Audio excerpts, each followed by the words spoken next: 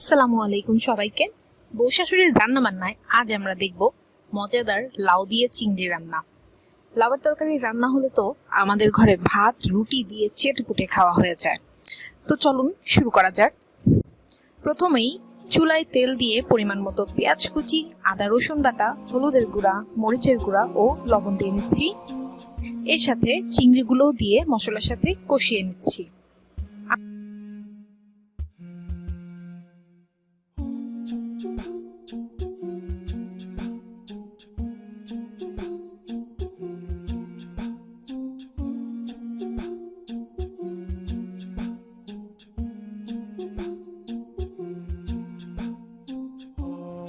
আমরা এখানে বড় সাইজের চিংড়ি নিয়েছি, টুকরো করে নিয়েছি। আপনারা চাইলে গুঁড়া চিংড়িও ব্যবহার করতে পারেন।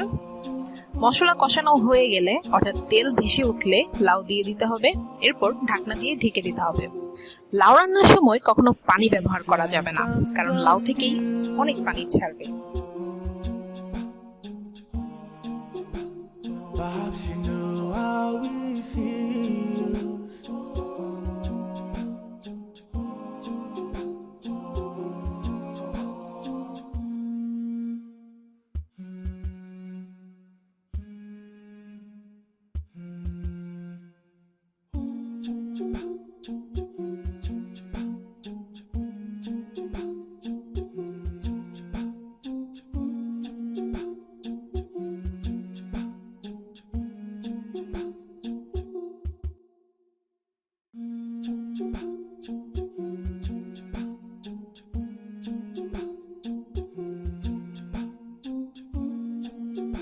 একটু পরপর ঢাকনা তুলে নাড়া দিয়ে নিতে হবে।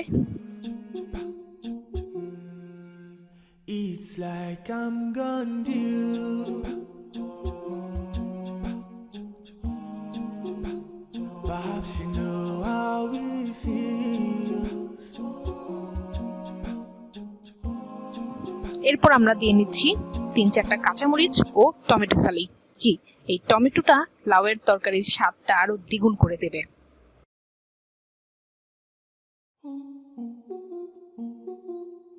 একটু পরপর আমরা নাড়া দিয়ে নিব। এরপর লাউ সিদ্ধ হয়ে এলে ঝোল যে যতটুকু রাখতে পছন্দ করেন রেখে চুলা বন্ধ করে নিব।